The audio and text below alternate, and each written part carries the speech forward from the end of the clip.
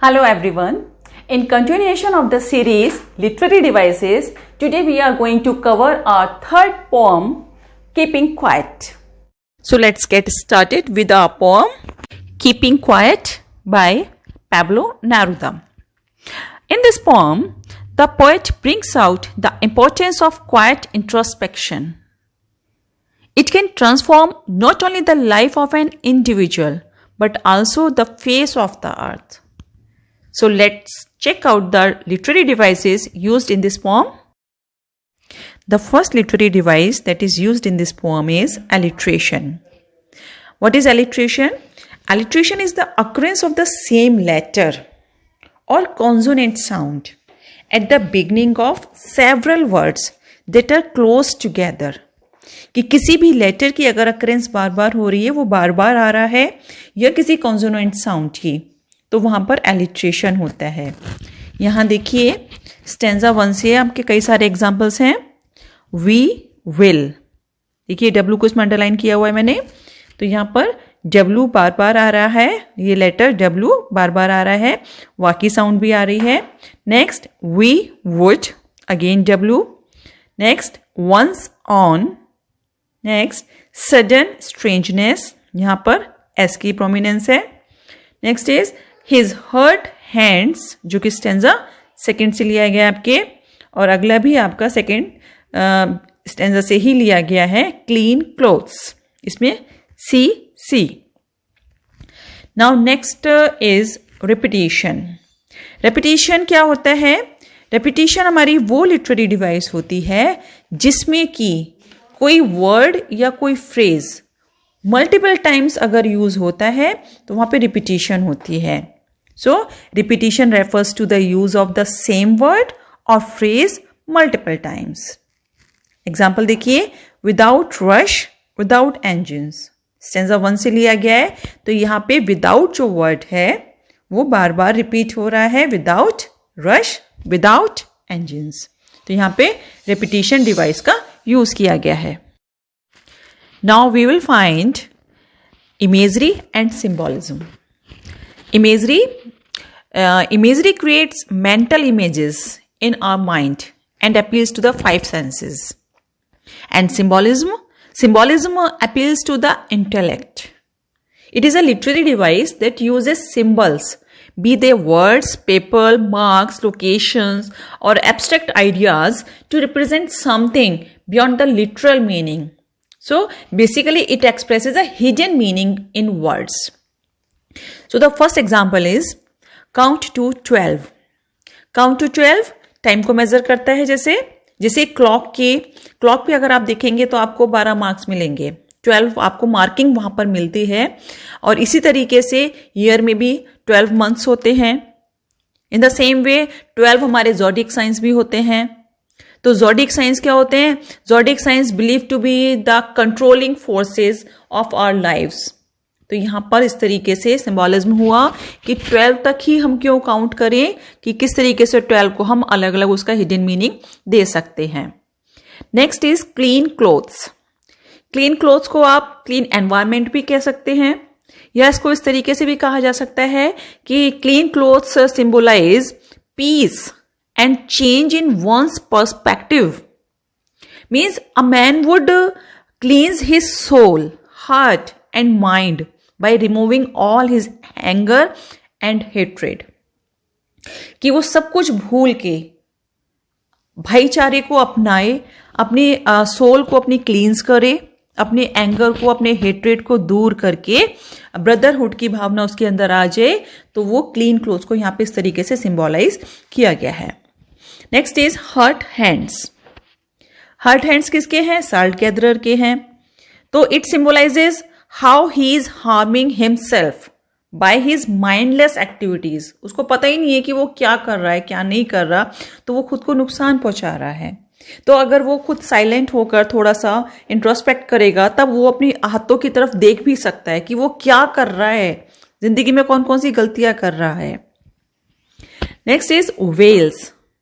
Wales जो आपकी stanza 2 में इसका मेंशन है, तो wells are symbolic of poor and suppressed people.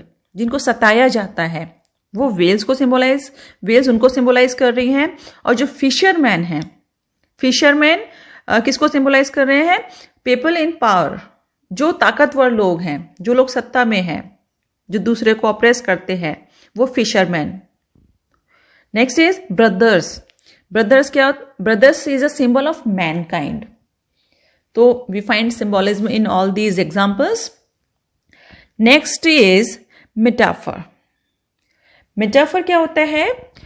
Metaphor is a figure of speech that is used to make a comparison between two things that are not alike but do have something in common. In simple words, it is a figure of speech that says one thing is the same as something else. तो होती है सिमली की तरह है, लेकिन सिमली में like और as का यूज होता है और यहां पर नहीं होता। मेटाफर का एग्जाम्पल आप देखेंगे। मेटाफर का एग्जाम्पल यहां पे जो दिया गया है वो है in the shade. In the shade, छांव में। Just as shade protects us from the harsh sun.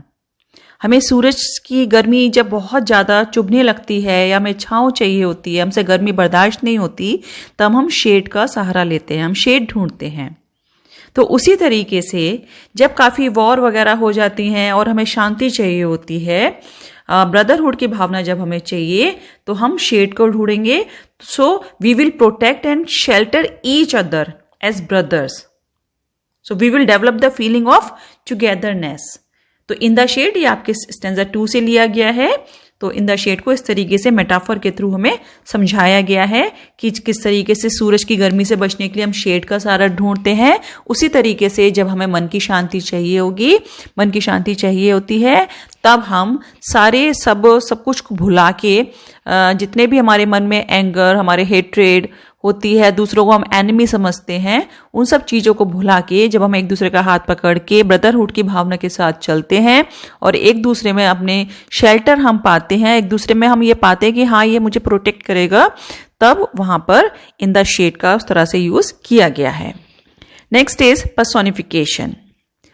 Personification is defined as a literary device that assigns human qualities and attributes to objects or other non-human things. In simple words, personification is a figure of speech in which objects are given human qualities. तो यहाँ पर किस तरीके से human qualities दी गई है, देखिए। The example is earth can teach us. Earth can teach us. Here earth is personified as a teacher, as teaching is a human quality. तो किस तरीके से साइलेंस और स्टिलनेस प्रोडक्टिव हो सकती है वो यहां बताया गया है कि अर्थ में जैसे ट्रीज और क्रॉप्स जब काट दी जाती हैं, ट्रीज को काट दिया जाए, क्रॉप्स को जब काट दिया जाता है, तब कुछ समय बाद नए ट्रीज और क्रॉप्स फिर से ग्रो हो जाते हैं, मतलब अर्थ फिर से हरी भरी हो जाती है। जैसे विंटर का सीजन आता है, ऑटम का सीजन आता है, तब अर्थ साइलेंट सी हो जाती है। और फिर जब स्प्रिंग का सीजन आएगा तो फिर धरती जो हमारी अर्थ है वो फिर से रिवाइव हो जाती है, फिर से अलाइव हो जाती है। तो यहाँ पर पर्सोनिफिकेशन किस तरीके से दिया गया है कि अर्थ भी हमें काफी कुछ सिखाती है कि साइलेंट होकर हम प्रोडक्टिव हो सकते हैं। तो इसमें कोई बुराई नहीं है, हमें इंट्रोस्पेक्ट करना चाहिए, देखना चाहिए, हमारी भलाई के लिए ही होता है। Now let's talk about antithesis. What is this? It is a figure of speech in which two opposite ideas are put together in a sentence to achieve a contrasting effect. Means it is a figure of speech in which we use opposite words in close placement. Sentence में दो opposite ideas अगर एक साथ रख दिए जाएं तो वहां पर एंटीथेसिस होगा। देखिए, first example is count to 12 and we will all keep still. कि यहां पर तो पहले तो कह रहे हैं कि काउंट टू 12, 12 तक गिनिए, और फिर कह रहे हैं we will all keep still, कि हम सब शांत रहेंगे, कुछ नहीं करेंगे। तो पहले कुछ काउंट करने को बोला, फिर शांत रहने को। तो ये दोनों अपोजिट आइडियाज हो गए। Next is victory with no survivors, कि विक्ट्री भी हो और सर्वाइवर भी कोई ना बचे, सर्वाइवर जो जिंदा बचता है। तो अगर कोई जिंदा ही नहीं बचेगा तो फिर विक्ट्री का क्या मतलब है? उस विक्ट्री की खुशी को एंजॉय करने के लिए अगर कोई नहीं बचा, then what is the use of that victory? और जो विक्टर है, जो जीता होगा, वो किस पर रूल करेगा, किस पर राज करेगा? तो विक्ट्री जो है वो किसका मतलब, that is meant for celebration and happiness for the people. Okay, तो यहां पर भी कंट्रास्टिंग आइडियाज एक साथ दिए गए हैं। Next is as when everything seems dead and later proves to be alive. Stanza 4 से ये है। इसमें ये कहा गया है कि अर्थ नेवर अटेन टोटल इनएक्टिविटी। हमें ऐसा लगता है कि अर्थ कभी कभी इनएक्टिव हो जाती है, लेकिन nature always remains at work all the time. इसको ऐसे समझिए कि there is a period of autumn and cold winter every year. Everything seems dead for a couple of months, but जैसे स्प्रिंग आती है, all the sleeping earth comes alive with new plants. तो यहां पर भी दो अपोजिट आइडियाज रखे गए हैं। कैसे कि एक तरफ तो कहा गया कि सब कुछ डेड दिखाई देता है और दूसरी तरफ कहा गया कि अलाइव हो जाता है।